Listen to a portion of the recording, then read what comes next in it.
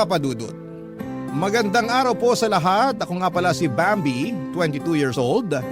Lumaki sa pamilyang nakasanayan na ipinapasa sa mga anak ang responsibilidad ng kinabukasan ng lahat. Hindi lang pala kinabukasan kundi pati na rin ang mga utang ng mga magulang. Walang pwedeng umangal na anak. Ito ang batas na dapat naming sinusunod. Tatlo kaming magkakapatid. Ang panganay naming si Kuya Leon ay 40 years old at ang ikalawa naman ay si Ate Joy, 30 years old. Si Kuya Leon ang inatasang tumulong at bumuhat sa aming pamilya. Naramdaman niya yon lalo na noong namatay ang tatay namin may 10 taon na ang nakakaraan. Maayos naman ang pasahod kay Kuya Leon, kaya lang ay wala na halos natitira sa kanya dahil napupunta nga madalas ang kinikita niya sa napakalaking utang na naiwan sa amin mula nang namatay si tatay. Marami ring niloan si nanay dahil sinubukan niyang magnegosyo pero walang pumatok. Kaya nadagdagan pa ang utang na binabayaran namin. Dagdag pa nga riyan ang mga bayarin sa pang-araw-araw. Hindi mareklamo si Kuya Leon at ni minsan ay hindi namin siya nakitaan ng ayaw na niyang magsustento sa amin at magbayad ng mga naging utang ng mga magulang namin. Palibasa nga ay naturuan kaming sumunod sa nais ng mga magulang namin. Halos lahat naman ata tayong mga Pilipino, hindi ba? Kaya lang isang araw ay paunti-unting nagbago ang lahat. May nabubutas sa bahay sa paglalahad ko ng kwento namin sa inyo. Malalaman nyo kung paano yun nagsimula ang mabutas ang batas ng bahay namin at sino ang makagagawa ng pinakamalaking butas na yon sa aming pamilya. Muli magandang araw at sana ay may matutunan kayo sa ibabahagi kong kwento tungkol sa aming pamilya, Papa Dudut.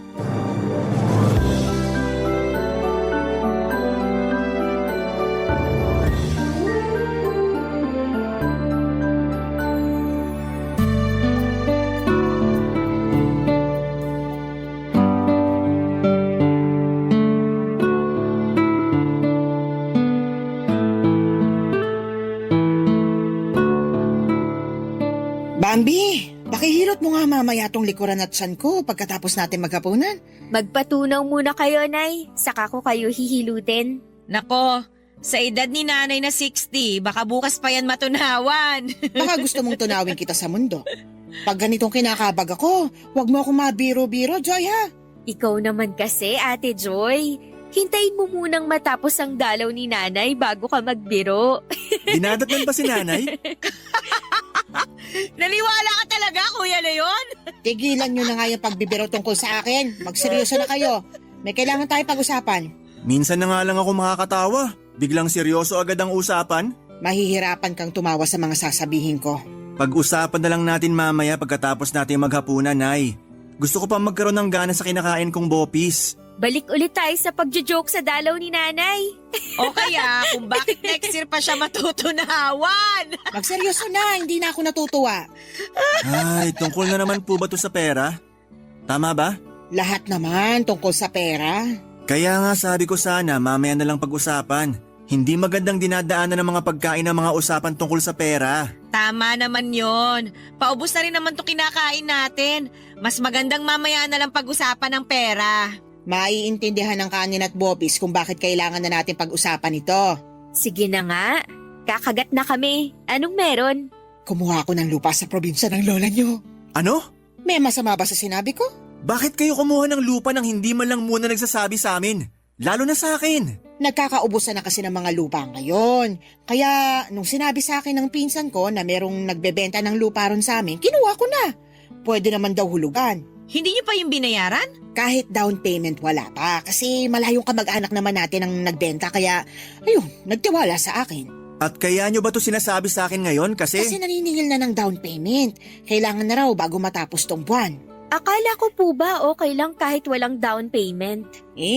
Kailangan na rin daw kasi nila yung pera eh. Tsaka para mabawasan na yung babayaran natin sa susunod. Nay, alam niyo naman po may utang pa tayong binabayaran. Pakalahati pa lang ang nababayaran ko. Tapos ngayon magdadagdag na naman kayo ng bagong babayaran ko.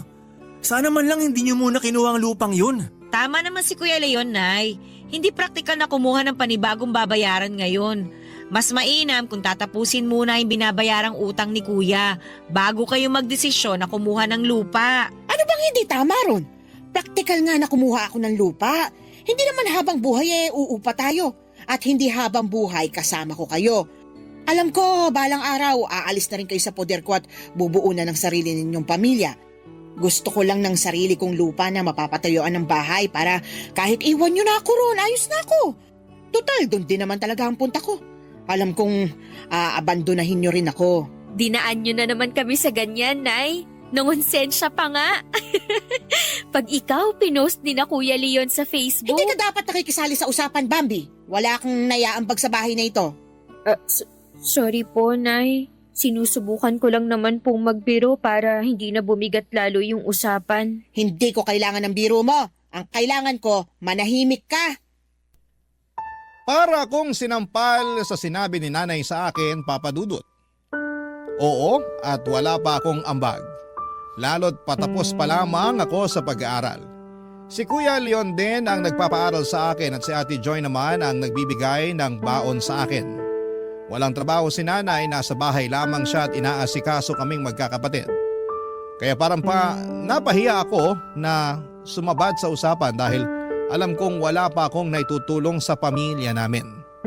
Natahimik na rin ako noon, ganon din sina Kuya Leon at Ate Joy.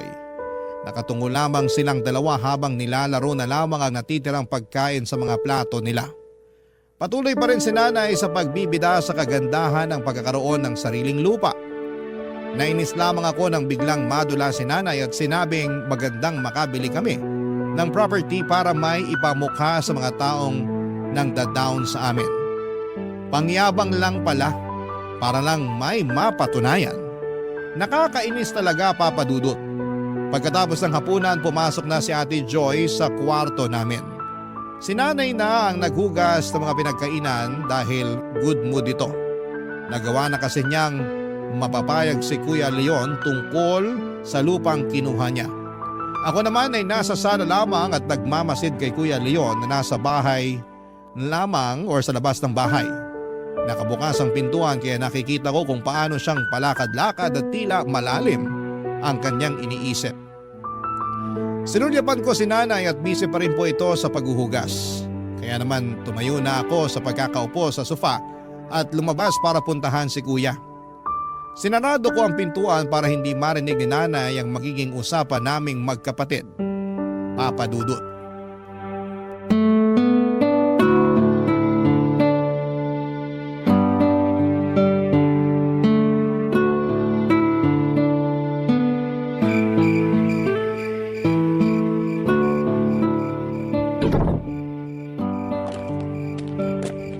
Kuya? Bambi, bakit nandito ka sa labas? Hindi ka pa ba matutulog? Wala naman pong pasok bukas. Ikaw, bakit nandito ka pa sa labas? Mga ganitong oras, naghihilig ka na dapat. Hindi ako makatulog. Dahil ba sa naging usapan yun ni nanay kanina? Kasali na yun. So meron ka pang ibang iniisip? Marami. Dumagdag lang sa bigat yung sinabi ni nanay tungkol sa lupa. Baka naman pwede pang umatras si nanay doon sa pagbili ng lupa.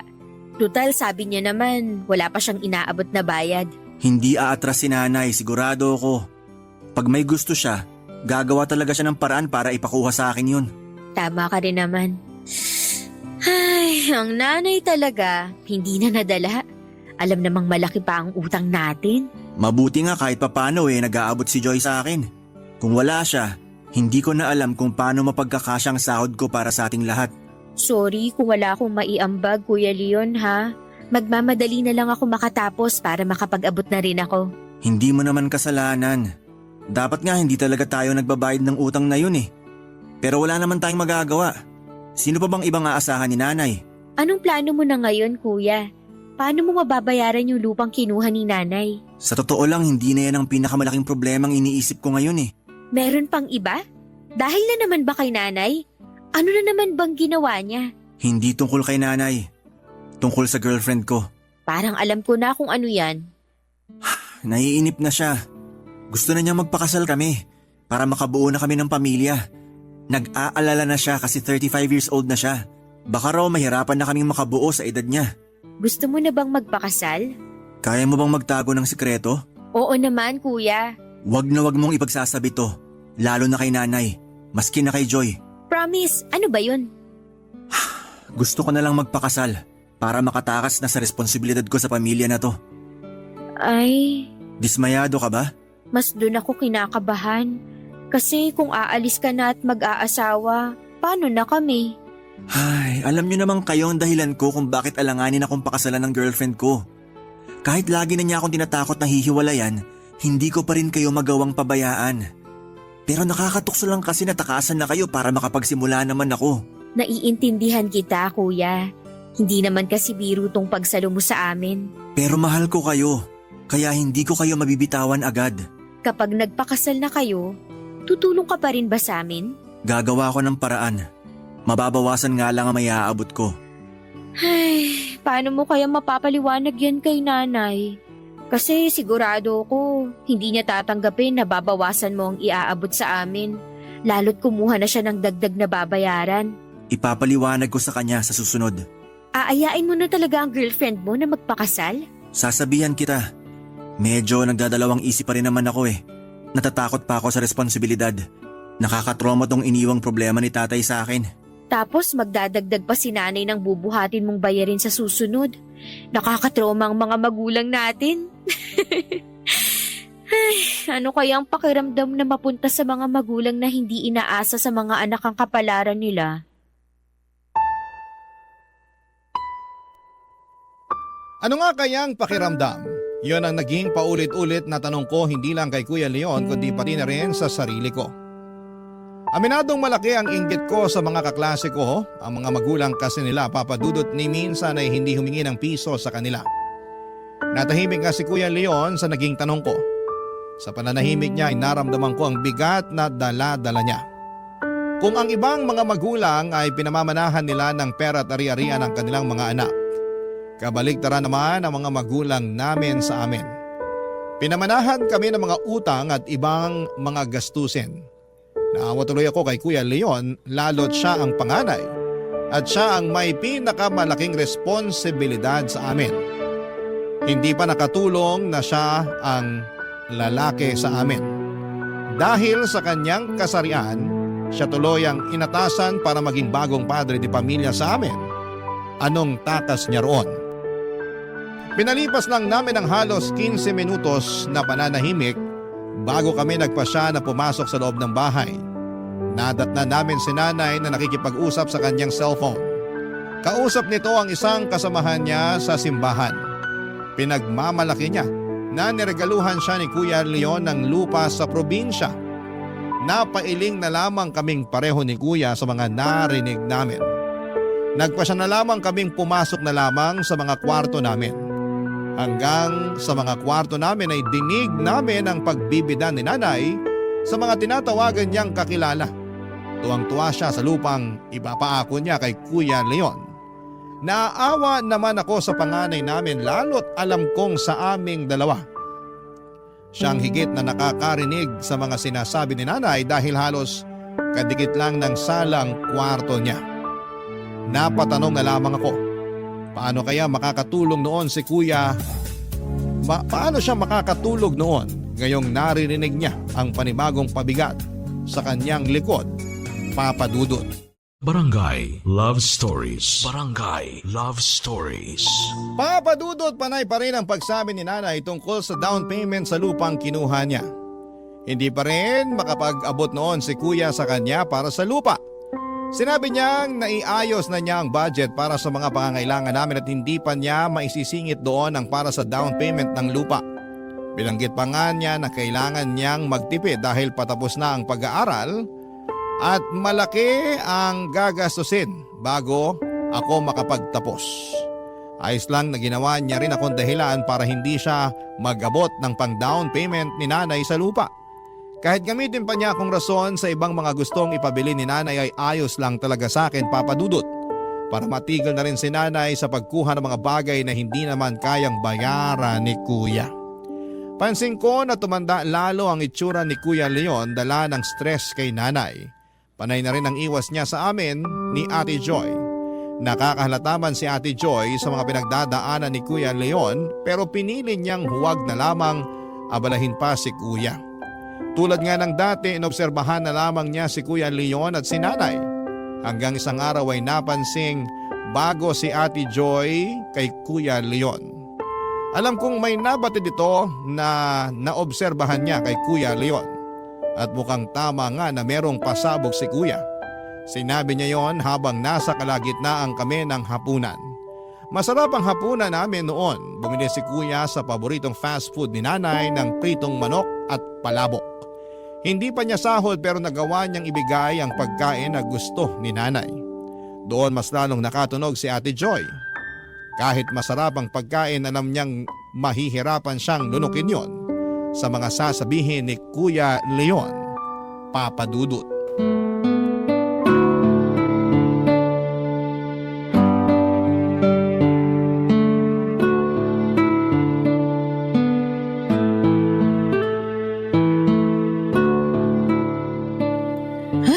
Mabuti naman at nakatikim ulit ako ng paborito kong pritong manok. Ang sarap ng gravy. Ang sarap ihalo sa palabok. Iba talaga ang timpla ng fast food na yun, ano? Enjoy na enjoy ka riyan, Naya. Oo naman. Paminsan-minsan lang bumili si Kuya Leon mo ng pagkain sa labas. Ang kuripot kasi. Gusto lagi na magluto na lang ako. Hindi naman kasi praktikal na palagi tayong bibili sa fast food. Tsaka hindi maganda sa kalusugan nyo. Nirason pang kalusugan ko ayaw mo lang talagang pasiyahin ng tiyan ko.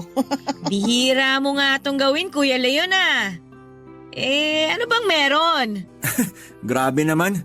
Iniisip mo bang may iba akong motibo? Nung last time na nilibre mo kami ng pagkain sa labas, binalita mo sa amin na may girlfriend ka na. Ay, naalala ko yan. Nag-away pa tayo nun, Leon. Binigla mo ako Isipin mo, nagnobya ka bigla nang hindi man lang iniisip kung anong magiging epekto nun sa budget natin dito sa bahay. Matagal na yon, Nay. Nairaos ko pa rin naman kayo kahit nagkaroon ako ng girlfriend. Pakiramdam ko nga yung nobya mong madalas na nakikinabang sa ekstrang pera mo. Siyang madalas na pinapakain mo ng pritong manok at palabok. Nakakaselos naman. Siya nga itong nanlilibre sa akin palagi kasi alam niya ang sitwasyon ko rito sa bahay. Ay mabuti naman. Kami lang dapat ang makikinabang sa sahod mo, no? Si Nanay talaga. Pasmadong bunganga. Kumain ka na nga lang dyan. Baka mamaya tumigil na si Kuya Leon sa panlilibre sa atin. Sige ka. Baka nga tumigil na rin siya sa pagsusustento sa atin. May gusto sana akong sabihin. Ko, sinasabi ko na nga ba Nagpasya na po kami ng girlfriend ko na magpakasal. Talaga? Matutuloy na? Masaya ako para sa inyo, Kuya. Anong masaya? Hindi mo na naman pinag-iisipan yung sinasabi mo, Bambi. At mas lalong hindi mo pinag-isipang mabuting desisyon mo, Leon. Matagal ko na po napag-isipan to, Nay. 40 na ako. Nasa tamang edad na ako para magpakasal. Kahit 40 ka na, hindi ka pa rin dapat magpakasal. Alam mo namang buhat mo pa kaming pamilya. Gagraduate na tong si Bambi. Hindi mo man lang matiis na wag munang ikasal bago magsuot ng toga tong bunso nyo. Ako na lang po ang gagawa ng paraan sa gastusin sa graduation ko para maikasal na si Kuya. Ilang beses ko bang sasabihin sa'yo, Bambi, na hindi ka pwedeng sumali sa usapang ganito? Kapag hinintay ko bang makapagtapos si Bambi, pwede na ako magpakasal? Paano naman ang lupa na kinuha ko? Paano ng down payment doon? Sinasabi ko naman sa inyo na bitawan nyo na habang hindi pa tayo nakakapaghulog. Bakit ko bibitiwan? Gusto ko ang lupang yon. Gusto ko na tuloy makuha agad yon dahil dyan sa pagpaplano mong mag-asawa na. Tama lang ang desisyon ko talaga.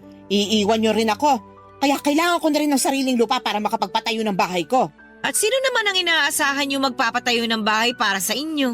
Mabuti at sumabat ka sa usapan. Kasi kung ipipilit ng Kuya Leon mo na magpakasal, alam mo na kung sinong kukuha ng responsibilidad niya. Huwag niyo naman sanang idaan sa ganitong usapan, Nay. Kailangan ko bang mangonsensya talaga dahil lang sa pagpapakasal ko? Pinili mo ang iba kesa sa aming pamilya mo. Kainin ka sana ng konsensya mo. Napatayo na lamang sa hapagkainan si Kuya Leon at naiwan kami ni Nanay at Ate Joy.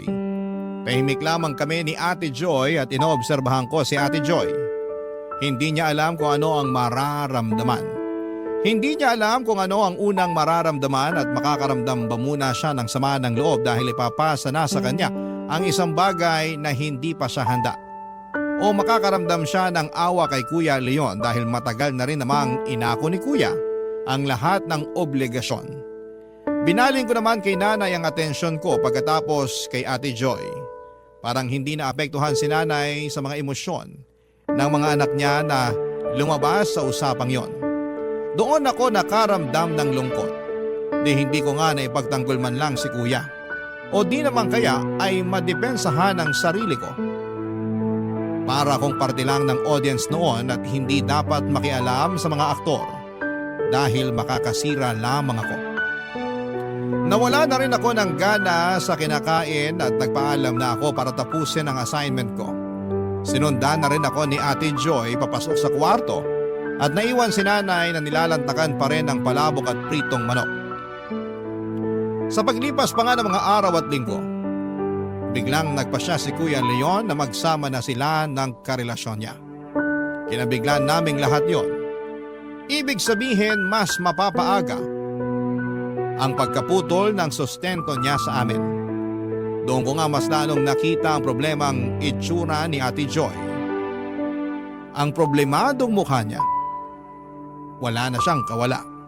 Alam niyang siya na ang susunod na aako sa responsibilidad sa pamilya. Nang tuluyan na ngang makaalis si Kuya Leon, si Ate Joy ang nagpatuloy sa pagbabayad ng mga gastusin sa bahay at sa mga utang namin. Nakiusap siya kay nanay na huwag munang magbibigay ng down payment sa lupang kinuha niya dahil naninibago pa ito sa pagbabayad ng mga gastusin sa bahay. Pumayag man noon si nanay sa kahilingan ni Ate Joy ay kita pa rin naman sa kanya na masama ang loob nito. Mabuti na nga lang daw at malayong kamag-anak ang pinagkuhanan ni nanay ng lupa kaya hindi pa rin yon binigay sa iba kahit na hindi pa kami nakakapagbayad. Sa paglipas ng mga buwan, nanlibre si ate sa paboritong fast food ni nanay. Alam ko na ang susunod na mangyayari, Papa Dudut.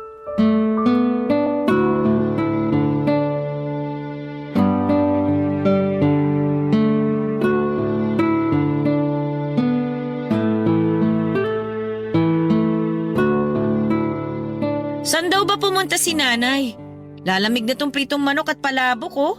Alam mo namang mabilis kabagin nyo kapag makakakain ng malamig na palabok. Sabi niya dadaan lang daw siya sa simbahan para makausap si pastor. Magkukumpisal na ba siya sa mga ginawa niyang kasalanan sa ating magkakapatid? Ikaw talaga, ate. Ang lalim na ng galit mo kay nanay, ah. Ikaw ba namang biglayin sa mga obligasyon eh?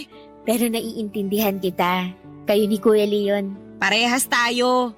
Naiintindihan ko rin naman si Kuya Leon kung bakit mas pinili na lang niyang magpakasal. Ate, Ano yun? may dahilan ba kung bakit may pritong manok at palabok ngayon sa mesa natin? Bakit ka biglang bumili ng paborito ni nanay? Masama bang maging mabuting anak? Yung anak na nanlilibre kahit walang okasyon at rason? Nakakapraning na kasi kapag may pritong manok at palabok. Pakiramdam ko may ibabalita kayong hindi maganda palagi. Tapos maha-high blood na naman si nanay. Akong bahala. Bambi! Andito kami na sa kusina. Aba, totoo ba itong nakikita ko? Pritong manok at palabok? Asan ang gravy? Nasa lababo po, Nay. Teka at kukunin ko. Nakalimutan naming ilagay dito sa mesa. Oh, heto na po ang gravy. Mainit-init pa yan. Ang init nga ng gravy. Maganda to sa sikmura ko. Mabilis ako matutunawan. Ay, ano bang okasyon? Bakit biglang may paganito? Wala naman, Nay. Nag-crave lang ako bigla sa pritong manok at palabok. Kaya na tayo. Naku, ingat ka riyan sa cravings na yan, Joy, ha? Yung anak ng kasama ko sa simbahan, nag-crave daw ng peanut butter at saging. Kinabukasan, nalaman na buntis na pala. Akala mo cravings lang. May bata na pala sa tiyan. Ang lala. Kaya ikaw, Bambi, subukan mo lang na mag-crave bago ka gumraduate. Lagot ka talaga sa akin. Katakot naman yung pagbabanta nyo. Para kayong mangangalkal ng tiyan. Hindi po ako magpapabuntis, Nay. Kalmahan nyo lang. Gagraduate akong single at regular ang monthly period. Ay, mabuti naman. Oh, kumain na tayo. Ako ba, Nay? Hindi niyo ba ako tatanungin kung bakit bigla akong may cravings? Huwag mong sabihin... Magiging lola na kayo! Magiging tita na ako! Buntis ka? Sigurado ka? Nagpa-check up na po ako. Mahigit 1 buwan na akong buntis. Alam mo na ba kung babae o lalaki ang magiging pamangkin ko? Hindi pa, pero sigurado akong tao to. Sana babae para... Tumahimik ka, Bambi! Nay, ano po bang masama sa sinabi ko? Basta tumahimik ka na lang para makapag-isip ako kung paano sa sermonan tong ate mo. Nay, anong mali naman sa nangyari sa akin? Blessing po ito para sa akin. Alam niyo ba kung gaano kahirap magbuntis sa edad ko? Blessing sa'yo? Parusa sa akin. Nay, paano naman naging parusa sa inyo yun? Hindi ko naman pinapaako sa inyo magiging anak ko. Pero tatapusin mo na rin ang pag-ako sa responsibilidad mo sa amin. Kaya nga siguro blessing to para sa akin. Lahat na lang kayo gumagawa ng paraan para talikuran ako. Hindi naman namin kayo tinatalikuran, Nay. Magsusustento ka pa rin ba kahit magkakaanak ka na? Sabihin mo nga sa akin. Susustentuhan ko kayo hanggang makatapos si Bambi. At pagkatapos nun, tapos na ang obligasyon ko sa inyo. Paano ang lupa ko? Sa unang pagkakataon ay hindi nakakain si nanay ng paborito niyang pritong manok at palabo. Kahit umuusok pa sa init noon ng gravy, hindi pa rin niya magawang ibuhos sa palabok para lantakan. Sa unang pagkakataon din ay masayang nakakain si Ate Joy at ganado niyang nilantakan ang mga nasa mesa. Pinaalam pa niya kay nanay ang gravy na kung pwede sa kanya na lamang dahil lumakas ang paglilihi niya roon. Nakatulala lang si nanay sa lababo. Alam kong pinoproblema niya noon ang lupang gusto niyang makuha. Hindi rin ako makakain noon kahit gaano kasarap ang chicken na paborito ni nanay na nasa harapan ko. Hindi ko magawang damputin yon at ilagay sa bibig ko. Bigla kong naramdaman ang pagkawala ng gana ni Ate Joy nang ibalita ni Kuya Leon na magpapakasal na siya. Umikot lang sa akin ang lahat. Hindi na nga nakakain pa si nanay at dumiretso siya sa kwarto at hindi na nagpaalam pa sa amin. Sinubukang makipagkwentuhan ni Ate Joy sa akin pero nagpaalam ako sa kanya. At sinabing aayusin ko lang ang huling mga assignment ko sa klase. Hinayaan naman ako ni Ate Joy na pumasok na sa kwarto. Patuloy pa rin siya sa pagkain at siya na rin ang umubos sa pagkain ko. Pagkapasok ko sa kwarto ay sinubukan kong buklatin ang notebook ko para simulang gawin ang assignment ko. Pero hindi makapag-focus ang utak ko roon. Lumilipad ang utak ko sa pag-iisip kung paano ako kaagad makakahanap ng trabaho pagka-graduate ko at kung paano ko mapagkakasya ang sahod ko sa pagbabayad ng utang namin at pagsusustento sa pangangailangan sa bahay. At paano kung isingit muli ni nanay ang tungkol sa lupa na gusto niyang mabili? Paano ako makakaangal gayong mag-isa ko na lamang at wala ng kakampi dahil aalis na si Ate Joy sa bahay oras na makapagtapos na ako sa pag-aaral. Maya-maya pa ay nagkaroon na ng laman ng notebook ko. Yun nga lang ay mga luha yon. Dala ng takot sa haharapin kong responsibilidad para sa pamilya ko, Papa Dudut. Barangay Love Stories. Barangay Love Stories. Papa Dudut, mabilis na lumipas sa mga araw at nakapagtapos na ako sa pag-aaral at masaya na si Ate Joy na makakawala sa obligasyon niya. Napilitan ako maghanap kaagad ng trabaho pagkatapos ko sa pag-aaral. Hindi naging madali yon at nakiusap pa ako kay Ate Joy na kung pwedeng humingi pa ng 1 buwang palugit sa sustento at pagbabayad ng utang namin bago siya tuluyang makagraduate sa responsibilidad sa amin. Pumayag naman siya. Naawa rin kahit papaano. Sa loob ng 1 buwang yon ay sinikap kong makahanap kaagad ng trabaho at sa awa naman ng Diyos ay nakahanap naman ako pero hindi ganong kalaki ang sahod. Sinabi ko yon kay nanay at malungkot na lang niyang tinanggap ang katotohanan na hindi ko pa agad mabibili ang gusto niyang lupa. Nawala na halos ng gana si nanay sa akin. Ako na kasi ang last card niya sa pamilya para iahon si nanay sa hirap. Hindi pala ganon kadali. Pinakamahirap pa sa akin dahil wala nang ibang susunod sa akin para akuin ang responsibilidad sa bahay. Tinipid ko ang sahod ko sa abot ng makakaya ko. Hindi ko hinayaan na magkaroon ako ng cravings o Pangunahan ng inggit kapag nakikita ko ang mga katrabaho ko na nabibili ang mga gusto nila para sa sarili nila. Hindi ako nagkaroon ng kaibigan sa trabaho dahil umiiwas akong gumastos sa tuwing nagkakayayaang lumabas. Diretso, uwi ako lagi. Nagkakasya ako sa mga tira-tirang ulam namin sa hapunan para gawing baon kinabukasan. Kaya ko naman yon. Ang hindi ko lang kinakaya ay ang pampipressure ni nanay para mabili ko na ang lupang gusto niya. Muli na naman niyang binanggit yon habang naghahapunan kami, Papa Dudut.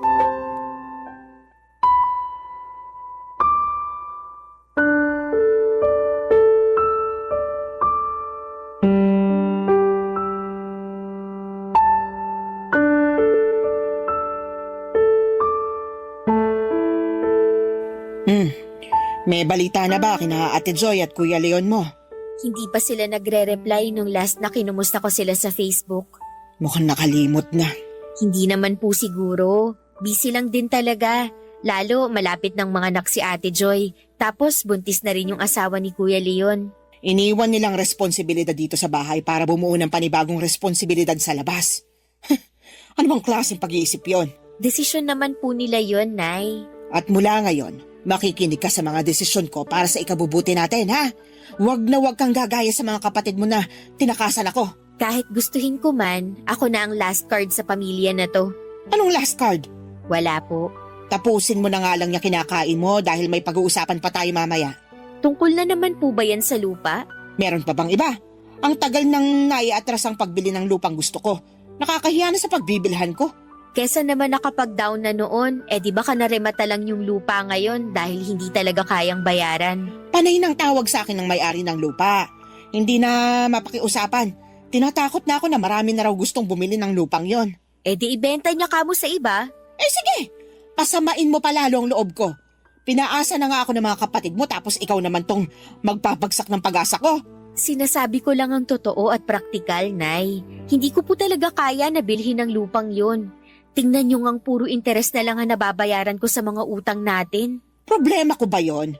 Kung nakahanap ka sana ng magandang trabaho, edi sana malapit na nating matapos ang utang natin ngayon. Hindi naman ganun kadali na makahanap ng malaking pasahod na trabaho, lalo't kakatapos ko lang sa pag-aaral. Maswerte nga po na nakahanap pa rin ako kahit fresh graduate ako eh. Sagot yan ng mga tamad magsumikap sa paghahanap ng mas maayos na trabaho. Tuwing day off mo kasi, huwag ka nang magkulong dito sa bahay. Kung hindi ako magkukulong dito sa bahay, mapapagastos lang ako sa labas. Hindi ko sinasabing maglamyerda ka. Ang gusto kong puntuhin, gamitin mo ang day off mo sa paghahanap ng sideline o di kaya paghahanap ng mas magandang trabaho para makalipat ka na agad. Hindi pa ako pwedeng makaalis sa trabaho dahil nakakontrata pa ako. Pwede namang takasan ng kontrata, uso naman mag-awol ngayon. Tinuruan niyo pa ako ng mali. Alam niyo namang pinapaganda ko pa ang pangalan at reputasyon ko. Tapos papayuhan niyo ako ng ganyan? Wala nang pupuntahan ng magandang reputasyon ngayon, Bambi. Lagi niyong sinasabi na maging praktikal at wais. Bakit hindi mo ngayon gawin? Bakit hindi ka maghanap ng mas mataas magpasahod na trabaho para maiwan mo na yung bulok mong trabaho ngayon? Hindi kasi ganun kadali, Nay. Kailangan ko pa ng experience. Maganda pa rin tong trabaho ko para pang dagdag pabango sa resume ko kapag umalis na ako ron. Ang tigas din ang ulo mo. Mana kayo ng mga kapatid mo sa tatay niyo.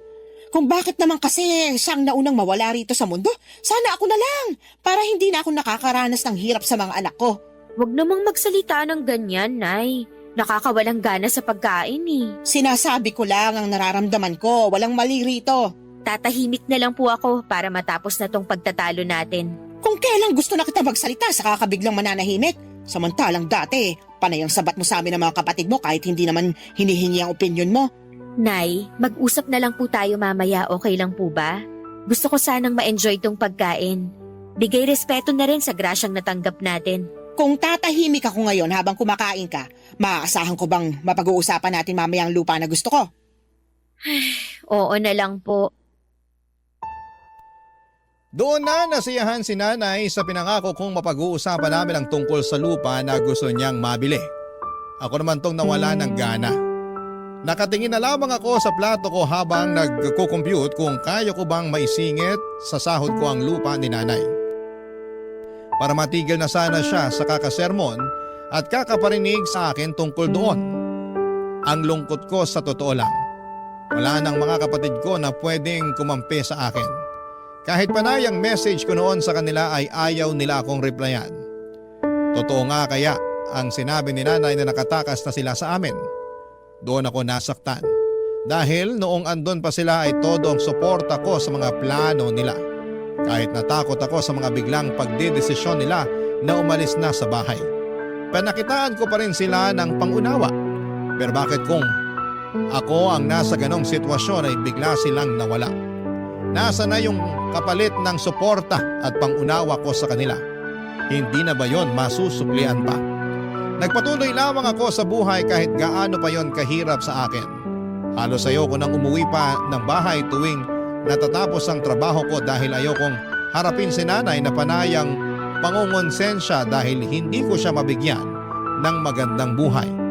Sa akin napunta lahat ng sama ng loob ni nanay at wala akong mapag-abutan noon dahil kaming dalawa na lamang ang nasa bahay.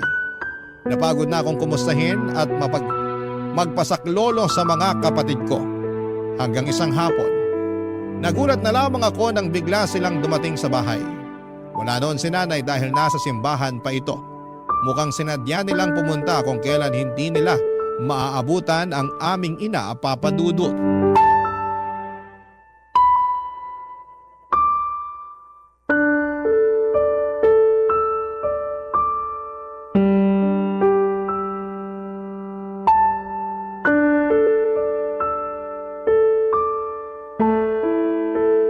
Kumusta ka na rito sa bahay natin, Bambi? Mabuti naman at nagawa niyo pa akong kumustahin. Nakita mo naman siguro sa mga post ko sa Facebook. Busy talaga ako. O sige, Nangayayat ka. Nagkasakit ka ba? malapit na. Huwag mo namang ipanalangin. Wag no? Kasi kung hindi, walang ibang aasahan si nanay. Kawawa naman siya. Kaya nga kami pumunta rito para tulungan ka. Nakapag-usap na kami ni Kuya Leon sa sitwasyon mo. Alam naming nahihirapan ka na. Hindi niyo alam kung gaano kahirap tong sitwasyon ko ngayon. Sa akin na binubunto ni nanay ang lahat ng sama ng loob niya sa inyo. Pero tandaan mo na bago ka, kami munang unang pinagbuntunan ng galit ni nanay. Kami ang unang inasahan niya sa lahat. Pero ako na ang huli at mas malaki ang pressure na to sa akin. Sorry kung umabot ka sa ganito ha. Wala namang may gusto nito eh. Kaya tumakas kayo. Oo, tumakas talaga kami. Kasi gusto namin magkaroon ng sarili naming buhay. Gusto naming ma-enjoy yung pinaghihirapan namin. At ako, wala akong karapatang gumaya sa inyo?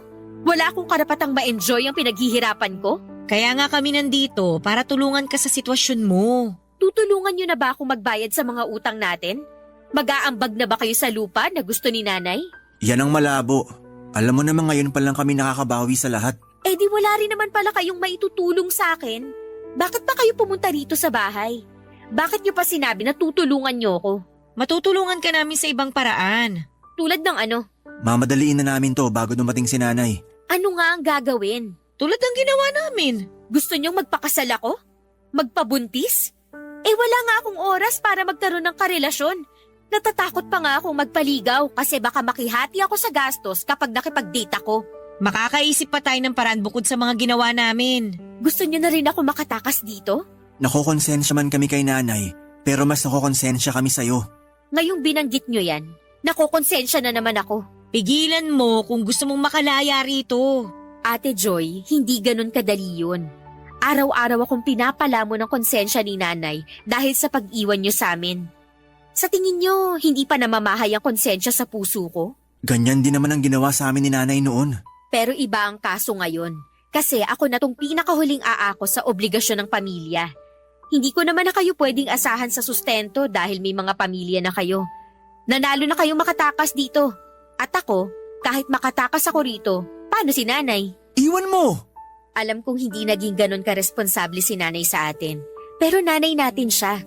Wala na siyang ibang aasahan, wala siyang trabaho. Saan siya kukuha ng panggastos para sa sarili niya? Paano niya mababayaran ang utang natin? Paano ang pangarap niyang mag-retire sa probinsya? Hindi ako handang ipagkait yun sa kanya. Nilamon ka na nga ng panggigil trip ni nanay. Sigurado ka bang ayaw mong matulungan ka namin makatakas dito? Kasi kung aalis ka rito, paniguradong mapipilitan si nanay na maghanap ng trabaho para sa sarili niyang pangangailangan. Kung yung utang natin, pwede namang takasan na rin yun. Hindi naman na nila hahabulin si nanay dahil matanda na siya. Baka kampihan pa siya ng mga pulis kapag sinumbong siya. Naisip ko nga rin yan. Basta magpapakalayo-layo lang tayong magkakapatid. Hindi na makakahabol ang pinagkakautangan ng pamilya natin. Kahit si nanay lang ang mahabol nila, wala rin naman sila magagawa kung walang pambayad si nanay eh. Marami namang gumagawa ng ganito. At saka isa pa, sino namang magbabawal sa atin na hindi yun gayahin? Sa naulit na pagkakataon ay natahimik ako sa usapan naming pamilya. Ang kinaibahan lamang noon, ako ang nagdesisyon na manahimik at hindi dahil pinilit ako. Hindi kasi ako makapaniwala sa mga narinig ko sa mga kapatid ko. Kaya talaga nilang masikmura na iwanan si nanay at hayaan na ang utang namin. Oo, totoo hindi naman kaming magkakapatid ang nangutang doon pero ang utang na yon ay dahil sa kagustuhan naming madugtungan pa ang buhay ni tatay. Kaya gumawa si nanay ng paraan para makautang para pangbayad sa ospital. Pero hindi nga rin talaga kinaya ng katawan ni tatay at ang pagninegosyo noon ni nanay ay para panimula noon na umahon. Pero minalas lang talaga kaya napunta sa wala ang mga inutang niya para doon. Nagdiskusyon pa sina Ate Joy at Kuya Leon ng ilang sandali. Hindi ako nakisali sa kanila at ang dami nilang naisip na pwedeng paraan para makatakas ako sa obligasyon. Pero nawalan ako ng gana na makisali sa kanila. Napansin nila ang pananahimik ko at sinabi nilang lumabas muna kami at kumain sa paboritong fast food ni nanay. O-orderan daw nila ako ng pritong manok at palabok. Libre na raw nila para makakain naman daw ako ng masarap. Ipagti-take out din nila si nanay para maibalita ko na rin daw ang plano ko na kumalas sa obligasyon. Kampante sila na makakapag-isip sila ng magandang dahilan para tuluyan kong abandonahin si nanay. Hindi pa rin ako umiimik. Inayaan ko lamang silang magsalita at nang matapos ang usapan ay inasahan nila na may mapipili na akong rason para talikuran ng obligasyon sa pamilya namin. Hindi na nila ako hinatid pa uwi pero tinutuon nila na pinag-take out ako ng pritong manok at palabok para kay nanay. Nakapatong lamang yon sa aking hita at ramdam ko ang init ng mga pagkain yon habang lulan ako sa jeep. Pagkarating ko sa bahay, masaya akong sinalubong ni nanay. Pinakita ko sa kanya ang dala-dala kong pritong manok at palabok. Natuwa naman siya.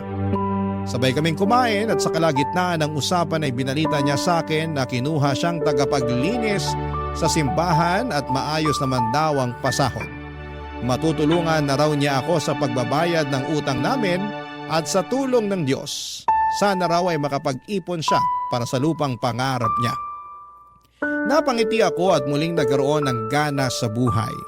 May katuwang na ako sa obligasyon sa pamilya. Hindi ko na yon aakuin ng mag-isa. Pero dahil sa sinabi ni nanay, mas na-inspire ako na tulungan siya para mabili ang lupa na gusto niya. Magtutulungan kaming dalawa, yun na lang ang regalo ko.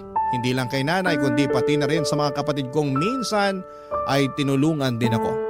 Maraming salamat po sa pagbasa ng aking liham at nakapaghatid sana ako ng maayos na aral sa inyong lahat sa nangungunang radio station ang Barangay LS 97.1. Ang inyong forever kapuso at kabarangay, Bambi. Dear Papa Dudut, may mga tao na todo-todo magmahal. Yung bang binansaga na silang martir dahil hindi nila magawang bitawan at iwanan yung taong iniibig nila. Pero sila rin yung mga tao na matiisin at mapagpasensya. Yun bang kahit paulit-ulit nang sinaktan ay nahahanap pa rin sa kanilang puso ang magpatawad. Hanggang ngayon ay naniniwala pa rin ako na kahit kailan ay hindi kahinaan ang magmahal. Bago po ang lahat ay tawagin niyo na lamang po ako sa pangalang Lala, 33 years old, taga Sariaya, Quezon. Pero dati ako nagtatrabaho at tumira sa Pasig. Programa ninyo, Papa Dudut, ang tumulong sa akin upang magkaroon ng libangan o mga panahong huminto na ako sa pagtatrabaho dahil nagkaanak na kami ni Roy. Nagkakilala kami taong 2019 noong nag-factory worker ako sa pinagtatrabahuhan niya, kung saan delivery truck driver naman siya. Tulad ng ibang love story ay mabilis kaming nagkapalagayan ng loob. At dahil pareho naman kaming single ay naging madali sa aming mapalapit sa isa't isa. Noong nabuntis ako ay tinira niya ako sa bahay ng nanay sedes niya. Pangako sa akin ni Roy na pag-iipunan niya ang pambukod namin. Umasa ako sa sinabi niya pero nagtatlong taong gulang na lamang ang anak namin ay hindi pa rin kami nakaalis sa poder ng nanay niya, Papa Dudut.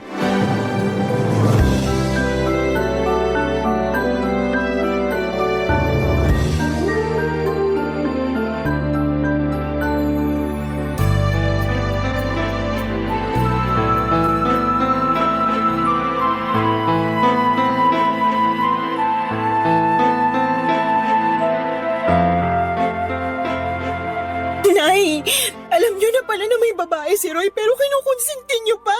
Ha? Ano ka konsinti ka dyan? Kilala niyo yung tinutukoy ko. Yung bagong salta na tindera dyan sa malapit na bakery na lagi niyo pinagbibilan ng pandesal. Nakalimutan niyo na siguro na nung isang araw ay kasama niyo kami ng anak ko na bumili doon tapos kinumusta ng babaeng yun si Roy. Kayo naman kung todo balita sa nangyayari sa kinakasama ko. Para yun lang. Paano mo naman naisip na babae nga yun ni Roy? Paano ko naisip? Siyempre, narinig ko kayo na nirereto siya doon. Bakit ka ba nakikinig sa usapan na may usapan? Huwag niyo na pong ibahin ang usapan. Oo, sige na. Babae nga ng anak ko yung tindera dun sa bakery. Sinasabi ko na nga ba? Pwede ba? Huwag kang matungal dyan na para kang baka. May ano pag-isipin ng mga kapitbahay natin? Isipin na nila kung anong gusto nilang isipin. Wala akong pakialam. Naku, kahit kailan talaga wala kang hiyain, no? Bakit? Kayo ba meron nun? Ano sinabi mo? Bastos ka! Kayo po yung mas bastos. Pag hindi talaga ako nakapagpigil, masasabunutan kita, Lala. Alam mo yung ugali mong ganyan? Yan yung dahilan kung bakit ayaw sa'yo ng anak ko. Kaya di na ako magtataka kung pinagpalit ka niya sa iba. Hindi naman ako magkakaganito kung hindi dahil sa anak nyo. Yan, yung pagiging maingay mo at palingkera yung madalas reklamo ni Roy sa akin. Yan po bang sumbong sa inyo ni Roy? Oo, lagi na lang malungkot yung anak kong yon. Mukhang depressed lagi kasi inaaway mo raw. Hindi totoo yan. Nag-iimbento lang siya. Ay, ginawa mo pa talagang sinungaling ang anak ko. Sinungaling naman po talaga yung anak nyo. Kanino pa ba siya magmamana? Eh di sa inyo rin na nanay niya. Aba, sumusobra ka na talaga ha? Halika rito para masabunutan kita. Aray, nasasaktan po Dapat ako. lang yan sa'yo. Di ba naman masyadong matalin ang dila mo? Sumusobra ka na talagang babae ka. Kayo po yung sumusobra. Kayo ni Roy. Dapat talaga iwanan ka na ng anak ko eh. Kung tutuusin, wala naman siyang mapapala sa'yo. Paano walang mapapala? Dahil ba wala akong trabaho? Kawawa naman ang Roy ko. Mag-isang kumakayot para sa inyo ng anak mo. Anak din po ni Roy yung anak ko. Apo nyo rin po, kaya ano po ba pinagsasasabi nyo dyan? Basta! Simula nang dumating kayo sa pamamahay na to, parang bumigat na ang pamumuhay namin. At kasalanan niyo yun. Kayo talaga ang malas sa buhay namin. Kaya huwag ka nang magulat kung isang araw, iwanan ka na ng anak ko. Papa Dudut, mag-isang anak na lalaki ng biyanang kong babae si Roy, kaya naman mahal na mahal niya ito. Bunso rin ito sa tatlong magkakapatid. Ang dalawang ate ng kinakasama ko ay may sarili ng pamilya at wala na sa poder ng nanay nila. Laging sinasabi ni Roy na nagdadalawang isip siyang umalis sa bahay nila dahil daw maiiwang mag-isa ang biyanang ko. Pero nahihirapan akong makisama sa ugali ng nanay niya na likas ang pagiging taklesa at pakialamera. Oo, may mga araw na magkasundo kami pero mas lamang pa rin yung hindi kami magkasundo. At kapag nangyayari yon ay mas pinipili ko na lamang na manahimik dahil nga nanay pa rin siya ng kinakasama ko. Pero sa isip ko, Papa Dudut, ay gusto ko pa rin bumukod kami para magkaroon ako ng peace of mind. Kaya lang nang dahil sa pambababae ni Roy at pangungonsinti ng nanay niya ay bigla akong nakaramdam ng pag-aalinlangan sa dibdib ko. Sa totoo lang ay 2 taon pa lang ang anak namin noon ay napansin ko na ang panlalamig sa akin ng kinakasama ko. Siyempre bilang babae ay meron tayong instinct na baka may iba na siyang kinakalokohan. Inoobserbahan ko lang si Roy dahil ayoko ma-stress masyado sa kanya. Magaling ang mister ko, kumbaga sa kriminal ay marunong siyang magtago ng mga ebidensya. Pero wala namang lihim na hindi nabubunyag at nadagdagan lang ang sama ng loob ko sa pangungonsinti ng nanay niya. Kaya nga hindi ko na napigilang sumabog ng araw na yon at manibugho, Papa Dudut.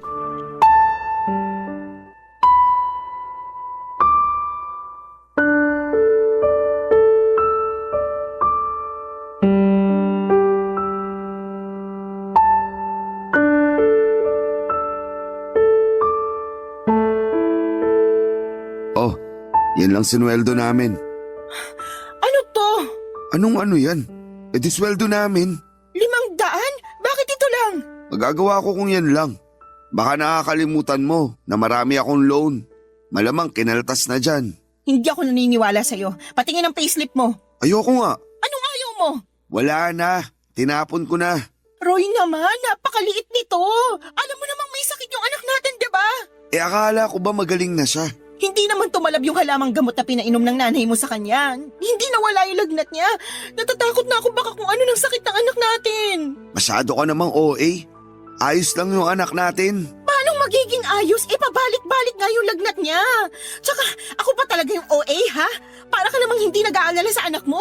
Nag-aalala rin ako. Pero anong magagawa ko kung yan lang ang sinahod ko? Pagkasyain mo na lang. Dalhin mo sa public hospital o center yung anak natin. Doon mo ipa-check up. Baka nga makalibre ka pa. Sige, susubukan ko. Ganyan nga. Subukan mo rin manghingi ng libreng gamot. Malamang bigyan ka rin doon.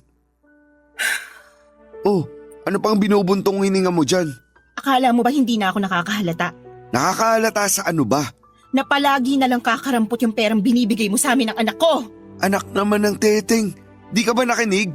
Sabi ko, kaltasan ngayon. Kaya yan na lang natira. Ang sabihin mo, binigay mo yung pera mo dun sa babae mo. Ha? Ano bang pinagsasasabi mo dyan? Kunwari ka pa.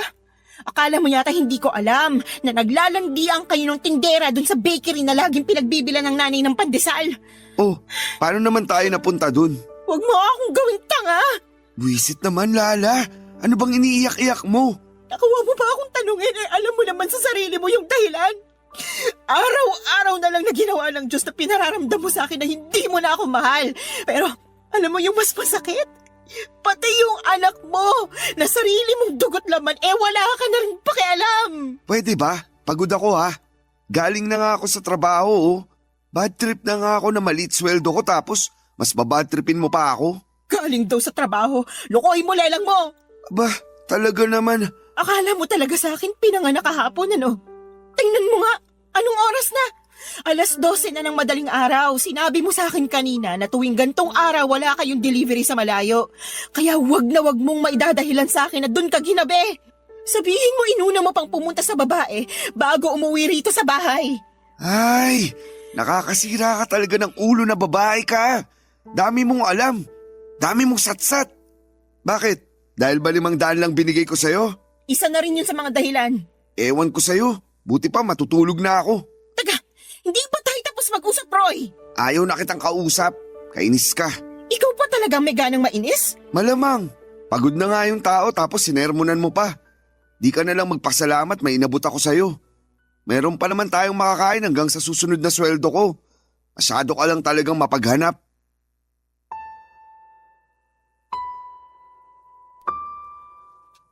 Papa Dudut, kahit na hindi aminin ni Roy na may iba siyang babae ay ramdam ko na meron talaga. Lalo pa na sumasala na siya sa pagbibigay sa amin ng anak niya. Ang totoo ay hindi yon ang unang pagkakataon na kulang ang perang ibinibigay sa akin ni Roy. Maraming beses na pero ewan ko ba sa sarili ko kung bakit mas pinili kong manahimik ng mga panahong yon. Pakiramdam ko tuloy ay nasanay na lamang si Roy kaya paulit-ulit na niyang ginagawa. Ewan ko rin kung bakit kahit na sinabi na ng nanay niya sa akin na babae niya yung tindera sa bakery na malapit sa amin, ay gusto ko pa rin na manggaling kay Roy ang pag-amin. Bagay na hindi naman niya ginawa, Papa Dudut. Sobrang sakit sa dibdib nang naging pagtatalo namin ng gabing yon. Hindi ko rin naman siya pinatulog kahit nagsabi na siyang pagod na siya. Dahil gusto ko siyang umamin sa akin na may babae nga siya. Kaya naman lumabas na lamang siya sa kwarto at narinig kong nagsumbong siya sa nanay niya, Papa Dudut. Pagkalipas ng ilang minuto ay kinatok ako sa kwarto ng biyenan ko at tinawag palabas. Noong nasa sala na kami ay doon niya ako sinermonan. Marami siyang sinabi na mga masasakit at hindi maganda sa akin, Papa Dudut. Halimbawa na noon ay masyado raw akong mapaghanap samantalang hindi naman ako ang nagtatrabaho. Sinabi rin niya na kung totoong may pinagkakagasosang ibang babae si Roy ay kasalanan ko naman daw dahil hindi na ako kaakit-akit sa paningin ng asawa ko. Ininsulto na naman niya ang katawang ko na masyado raw mataba kaya nagawa akong ipagpalit, Papa Dudut. Barangay Love Stories. Barangay Love Stories. Papa Dudut, akala ko ay kaya kong patawarin si Roy sa pambababae niya. Ang akala ko ay magagawa kong magpakamartir alang-alang sa binuo naming pamilya. Ang akala ko ay kaya kong isantabi na may kahati kami sa kanya pero hindi pala. Nasusuka ako sa isiping may sinisiping siyang iba bukod sa akin at nagagalit ako dahil wala siyang pakialam sa amin ng anak niya. Paulit-ulit niya akong tinatarantado.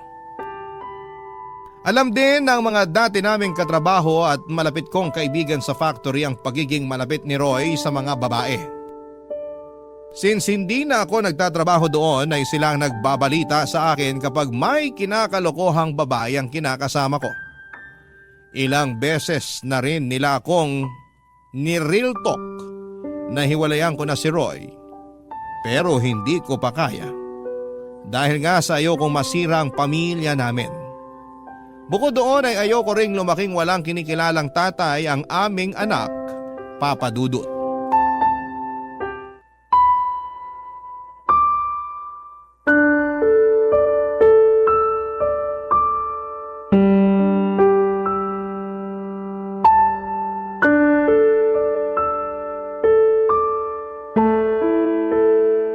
Lala, masayiin mo nga yung likod ko. Sakit na eh. Busy ako. Anong busy? Tulog naman anak natin. Ano pa bang gagawin mo? Marami. Magsasampay pa ako ng mga damit natin. Akala ko naman tapos ka na maglaba. Hindi pa. Kasi pinakain ko pa't pinatulog yung anak natin. Mabuti sana kung tinutulungan mo ko kaso hindi naman. Pagod ako. 6 na araw kaya ako nagtrabaho. Ngayon na nga lang day off ko, patutulungin mo pa ako sa'yo sa paglalaba. Oh, edi sana ikaw na lang muna nagpakain sa anak natin. Sana tapos na ako sa pagsasampay. Bakit ko gagawin yun? Pagod nga ako. At trabaho ng mga babae yun. Alam mo ikaw? Oh, ano na naman? Wala. Balik na ako sa pagsasampay. Sandali lang. Masayiin mo muna likod ko. Hindi ka ba nakakaintindi? Magsasampay pa nga ako ng mga labahan natin. Naiintindihan ko naman. Pero pwede bang mamaya na lang? Mamayain ko mukha mo eh. Bakit ka ba ganyan? Anong bakit ako ganito? Nakuha mo pang magtanong? Hindi mo ba halatang napapagod na ako? Kaya nga mamaya ka na magsampay. Masayiin mo muna ako. Wow ha? Akala ko naman pagpapahingahin mo ko. Yun pala uutusan mo lang din ako. Yan talagang ugali mo yung ayaw ko eh. Reklamador. Tapos magtataka ka kung bakit nagawa kong tumingin sa ibang babae. Ano sinabi mo? Sabi ko, reklamador ka. Kung ako reklamador, ano ka pa? Tsaka kapal din ang apog mong sabihin na kasalanan ko kung bakit ka tumingin sa ibang babae. Oh, edi inamin mo rin sa akin na may iba ka nga. Akala ko alam mo na. Bintang ka pa nga ng bintang sa akin nun. Hindi bintang yon. Inamin mo na nga, di ba? Ibig sabihin totoo. Oo, naisip ko lang na wala na akong dapat itago pa. Saka di naman tayo kasal eh. May karapatan akong tumingin sa iba kasi wala naman akong pananagutan sa'yo. Ano? Naririnig mo ba yung sarili mo? Walang pananagutan sa akin eh, may anak tayo, Roy! Oo, pero magkakaanak na rin kami ni... Ano sinabi mo? Pwede bang kumalma ka muna? Nakakagulat ka naman eh. Bigla-bigla kang sumisigaw. Aray ko! Bakit ka ba nangahampas? Tanong-tanong ka pa, kulang pa nga yung pangahampas ko sa'yo. Tsaka kapal na mukha mong sabihin sa akin na nabuntis mo yung kabit mo. Nakakadiri ka. Ano sa palagi mo dapat na maging reaksyon ko, ha? Matuwa ako? Magpa-party ako at ipaglatag ka ng red carpet kasi magkakaanak na kayo ng kalantari mo? Hindi naman, pero... Alam mo, ayoko na. Ha? Anong ayaw mo na? Ayoko na ng ganitong buhay kasama ka.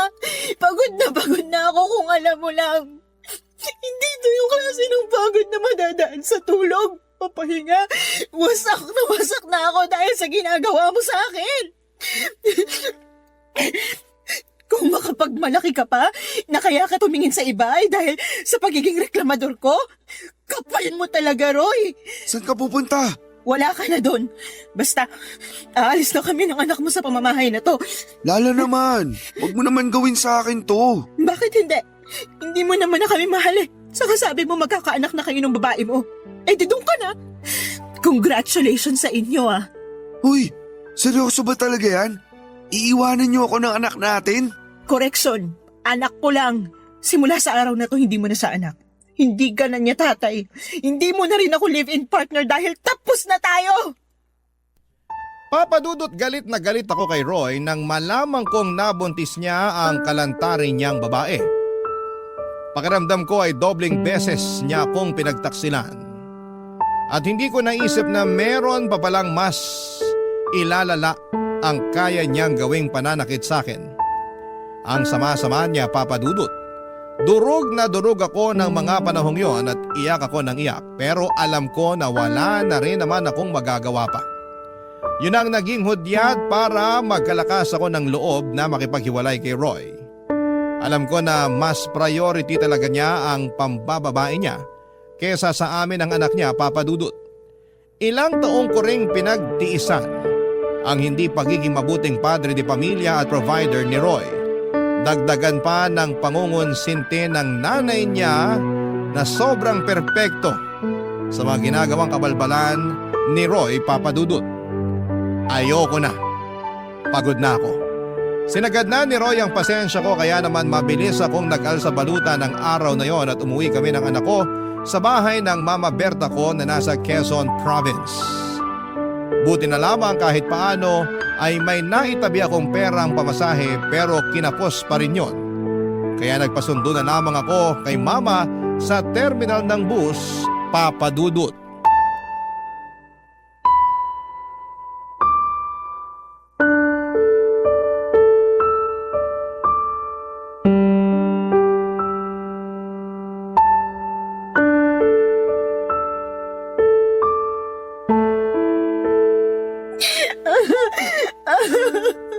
Kung hindi pa naman tinamaan ng lintik yung Roy na yan.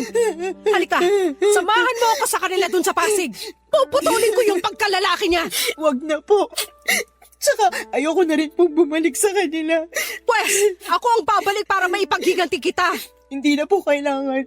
Ayoko na po ng gulo. Ewan ko, hindi ako mapakali. Gusto kitang ipaghiganti. Sobrang sama ng ginawa ng Roy na yun sa'yo, nak. Tapos pati nanay niya kinukonsinti siya. Ako talaga naman.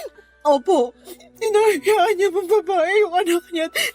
Pinalalabas na kasalanan ko kasi marami raw akong pagkukulang. Babalatan ko sila ng buhay mag-ina eh. Kailan pa nila ginagawa yun sa'yo? Matagal ko na pong nararamdaman na may babae si Roy. Pero nito lang sa umamin at ang masahol pa, nabuntis na raw niya. Matagal na pala pero tiniis mo lang. Ayoko lang kasing masirang pamilya namin eh. Ayokong mawalan ng tatay ang anak ko. Mas mabuti pang lumaki na walang kinikilalang tatay yung anak mo. Kesa meron nga pero nuknuka naman ang katarantaduhan. Buti naman natauhan ka na, Lala. Kaya nga po.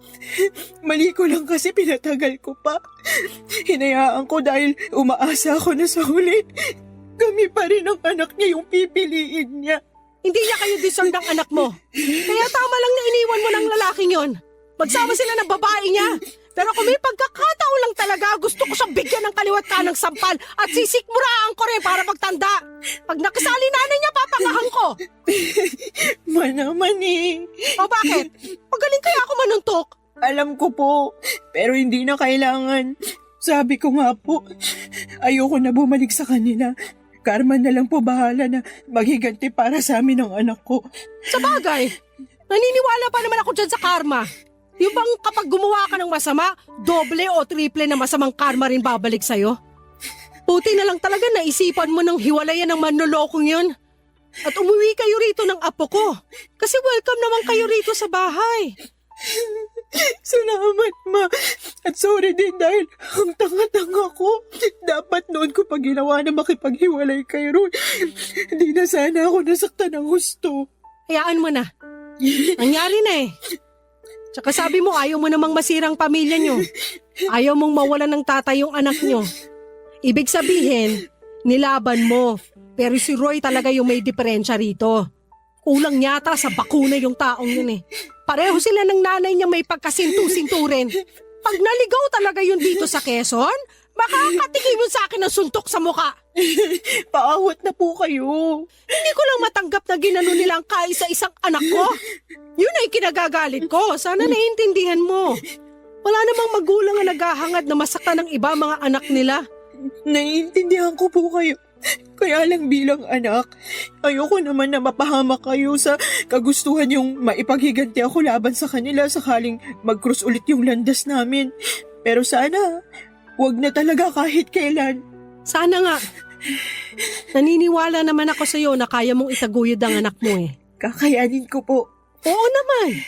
Malakas ka. Matapang kang babae. Ako kaya nanay mo. Tsaka nandito lang kami ng tatay mo para tulungan kang bumangon.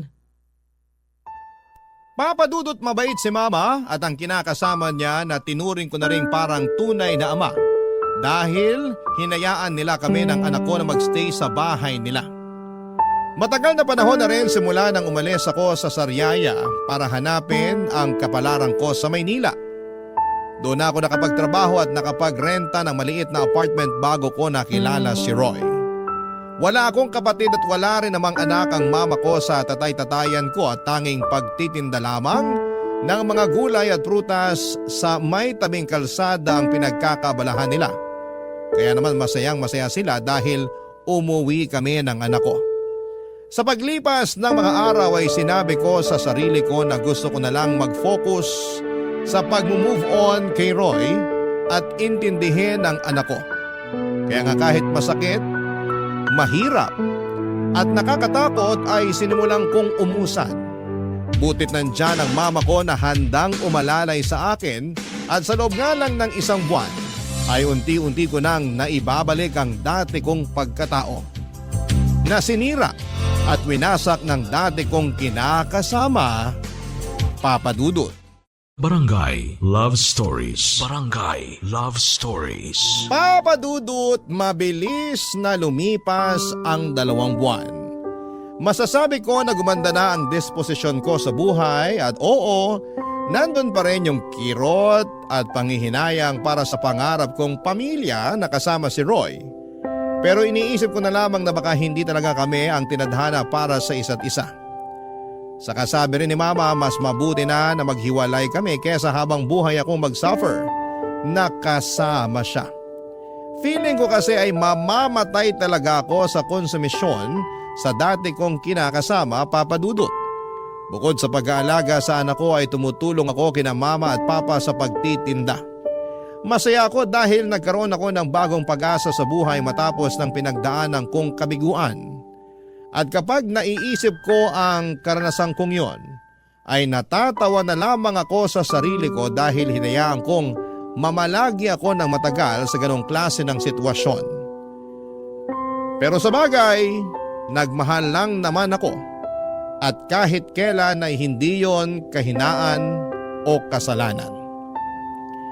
Kaya lang isang araw ay nakatanggap ako ng tawag sa cellphone mula sa isang unknown number. Hindi ko na sana sasagutin pero nasagot ko pa rin, Papa Dudut. Ganon na lamang ang gulat ko nang ang nanay ng dati kong kinakasama na si Roy ang nasa kabilang linya. Binalita niya sa akin na may sakit daw ang anak niya at kailangan nito ng tulong at pag-aalaga ko. Pinababalik nila ako sa bahay nila sa Pasig pero hindi ako pumayag, Papa Dudut. Binabaan ko ng cellphone ng nanay ni Roy at makaraan lang ang 3 araw ay gulat na gulat ako nang pumunta siya sa bahay namin sa Sariaya, Quezon.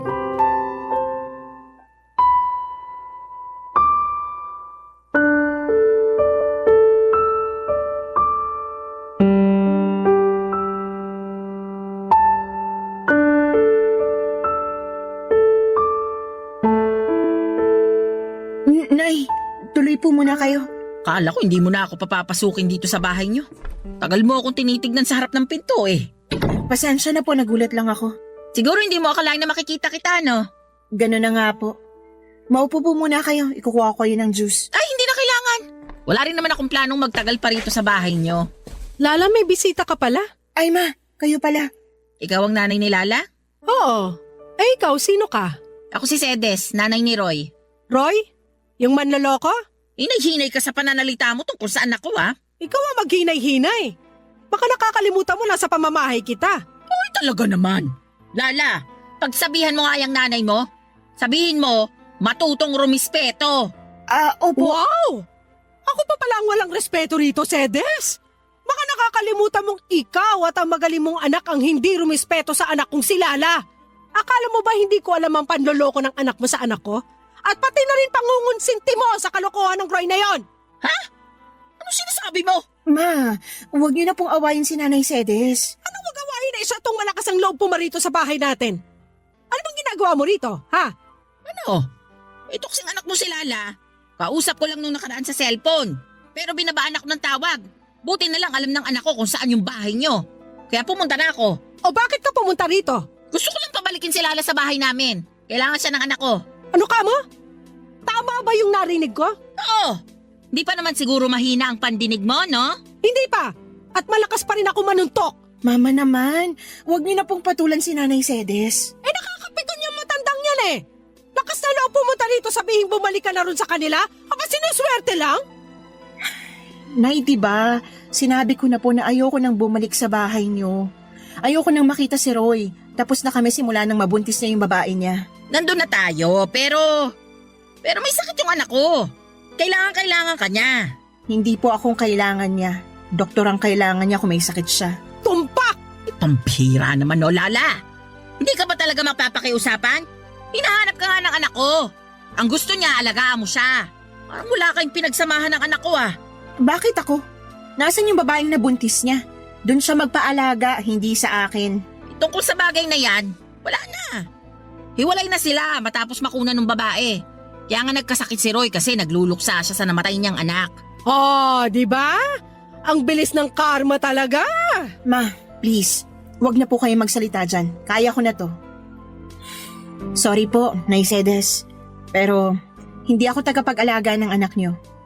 Oo, nakakalungkot yung nangyari sa baby nila ng babae niya. Pero labas na po ako doon. Hiwalay na kami ni Roy, tapos na kami. Wala na rin akong responsibilidad sa kanya. Papadudot galit na galit ang nanay ko na pinaalis ang nanay ni Roy sa bahay namin. Pero syempre naawa pa rin ako sa kanya dahil magulang lang din siya. Na nag-aalala sa kanyang anak, kaya lang ay desidido na akong hindi bumalik sa bahay nila para alagaan ng dati kong kinakasama. Tama na kami ni Roy at hiwalay na kami. At hindi rin naman ganong kadaling kalimutan ang mga ginawa niya sa akin pati na rin ang nanay niya. Sa isip ko ay napaka-unfair nila kasi pag sa hirap ako ang gustong kasama. Pero kapag sa sarap ay iba. Nakakagalit at alam kong hindi ko yon deserve. Kaya nga pinagdasal ko na lamang na sana'y gumaling si Roy sa kanyang karamdaman pero wala na akong plano na bumalik sa buhay niya. Masaya na ako kasama ang anak ko at ang mga tao na totoong nagmamahal at nagpapahalaga sa akin. Mabilis na lumipas sa mga araw at paulit-ulit pa rin akong tinetext ng nanay ni Roy na puntahan ko siya sa bahay nila para alagaan si Roy. Kesyo, hinahanap daw ako ng anak niya pero wala na akong pakialam pa. Kinatagalan ay tumigil na rin si Nanay Sede sa pagte-text sa akin. Siguro ay nagsawa na din o di kaya ay tinanggap na lamang niya ang desisyon ko. Nagdaan pa ang 1 buwan at lumuwas ako noon sa Pasig para magninang sa binyag ng anak ng dati kong katrabaho. Noong nasa bahay nila kami pagkatapos ng binyagan sa simbahan, nagulat ako kasi nandun si Roy na bigla na lang daw pumunta dahil sigurado raw siya na pupunta ako. At binalita niya sa akin na magaling na siya sa sakit niyang pulmonya, Papa Dudut.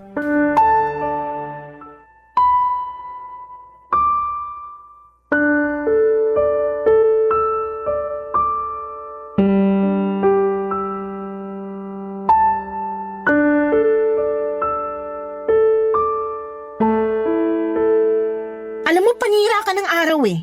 Sorry na. Surihin mo mukha mo. Nagpunta ako rito para makita mga dati kong katrabaho, hindi ikaw. Alam ko naman yun pero ito na lang yung paraan na naisip ko para makausap ka. Hindi mo na rin kasi sinasagot yung mga text at tawag namin sa'yo ni nanay. Ay, sorry ha. Hindi ko na rin natatanggap. Nakablock na kayo sa akin. Ang kulit nyo kasi mag-ina eh. Hindi mo na ba talaga kami mapapatawad? Yung nanay mo, napatawad ko na. Pero ikaw, hinding-hindi. Lakas ng tama mo, no? Nakuha mo pa talagang itanong sa akin ang bagay na yan? Umaasa pa rin kasi ako na magkakabalikan tayo. Siraan na lang ang tuktok ko pag binalikan pa kita. Pero may anak tayo. May karapatan pa rin ako sa bata. Hindi ka naman nagpakatatay sa anak natin eh. Ayaw mo nga na alagaan siya, di ba? Dami mo pa nung dahilan, kesyo pagod ka. Nagawain ko yun kasi babae ako. Nakakapikong ka na. Kaya nga nagbabagong buhay na ako. O, anong gagawin ko sa pagbabagong buhay mo? Lala naman, wag mo naman gawin sa akin to. Gagawin ko kung anong gusto kong gawin. Ikaw nga, ginawa mo lang din noon yung gusto mo eh. Alam ko naging siraulo ako. Alam ko marami akong pagkukulang sa inyo ng anak natin. Pero pinagsisisihan ko na yun lahat. Hindi mo na ba ako pwedeng patawarin? Hindi mo na ba ako pwedeng bigyan ng pangalawang pagkakataon? Binibigay lang ang pangalawang pagkakataong sinasabi mo sa mga taong deserving. Pero ikaw, hindi ka kasama sa mga taong yon, Roy. Huwag ka nang umasa na makikipagbalikan pa ako sa'yo dahil matagal na tayong tapos. Maawa ka naman sa akin oh. Naawa ka ba sa akin nung niloko mo ako? Naawa ka ba sa akin nung pinagmukha niyo kung pangit ng nanay mo para lang makonsinti ang pambababae mo? Hindi naman, di ba? Kaya sabihin mo, bakit ako maaawa sa'yo? Mabuti pa umalis ka na. Lala naman, huwag mo akong paalisin. Anong wag paalisin? Hindi ka naman imbitado rito. Tsaka sinisira mong araw ko, nakakainis ka na. Gusto ko lang naman mag-sorry sa'yo. Wala nang magagawa yung sorry mo, hindi na ako makikipagbalikan sa'yo. Gusto mo bang lumuhod ako? Ano? Sige, luluhod ako. Tumayo ka nga dyan, nakakahiya ka. Wala akong pakialam kahit na nakakahiya pa tong ginagawa ko. Pero desperado na ako. Gusto kong magkabalikan tayo. Gusto kong magsimula ulit tayo ng panibagong buhay. Gusto ko na ulit magpakatatay sa anak natin. Tumayo ka na dyan, sabi eh. Tatayo lang ako kapag pumayag ka nang bumalik sa akin. Di wag kang tumayo dyan. Bahala ka sa buhay mo. Iwanan na kita. Sandali lang! Roy, napipiko na talaga ako sa'yo ah. Isa pang pangungulit mo sa barangay na tayo mag-uusap. Sinabi ko na sa'yo na hindi na ako makikipagbalikan sa'yo. Pagod na ako sa relasyon natin. Ayoko na ulit mangunsumi sa'yo. Ngayon, kung totoo nga na nagbago ka na, di mabuti. Pero hindi ibig sabihin doon na natatapos yung mga kasalanan mo sa akin. Kung alam mo lang kung gaano kalalim yung sugat sa puso ko na kagagawan mo. Sana hindi na lang kita nakilala noon. Sana hindi na lang kita minahal.